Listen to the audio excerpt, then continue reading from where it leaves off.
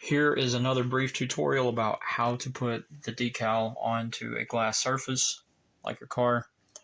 When you get the decal, it should look like this. It may have paper tape on it like this one does. It may have clear plastic tape on it.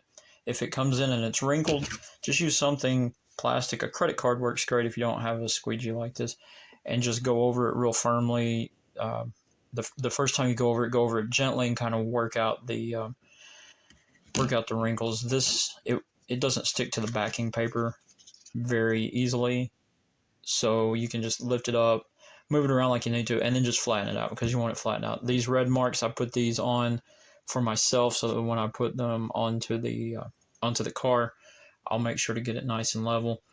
Prior to applying it to the car, I'll make sure to clean the window really well. I go over it once with something like this. If it's really dirty, I'll go over it with some with water and a rag, and then go over it with the glass cleaner, and then go over it with the alcohol. This step's probably unnecessary, but I just like to make sure it's nice and clean. If you have a good clean surface, these things will stay on for years and they will not fade. They're vinyl, so it's the color of the vinyl. It's not like it's just printed on there. Now what we're going to do is peel this off, and I'm trying to do this one-handed, but if you'll peel it off at the right angle here, and when I say right angle, it's a very shallow angle. Let me see if I can get something else here. So go over it one more time after you get it in the mail, just to make sure that the tape is adhering very well to the vinyl. And then there's a couple of different ways you can do this, but if you will pull it off at a very shallow angle like this, as you can see, the decal comes off with the paper. If you try to pull it back real like this, I don't know if you can see that, but it's not coming off of the backing paper. So pull it at a real shallow angle, and you can do that a couple of different ways. You can leave it down, or you can pull it off like this. You want to be careful not to touch the back of the vinyl, because you don't want to leave your oils from your hands on it. And as you can see, I did not go over that very well.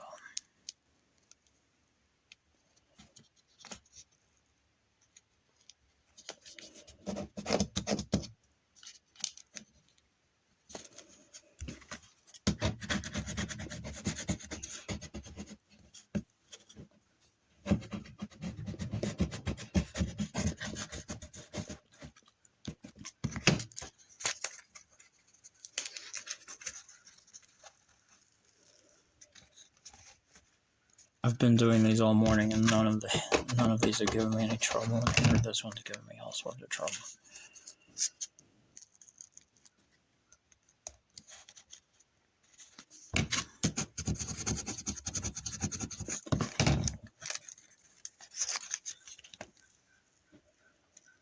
Anyway, there you go with that. Two directions you can go from here. You can put this onto, once you pull it off, you want to slide it up a little bit.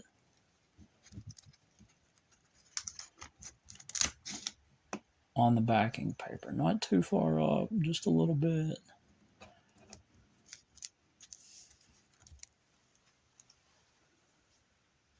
And I'll show you why.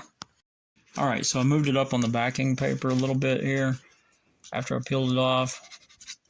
And the reason, I'm just going to flatten it back out on that.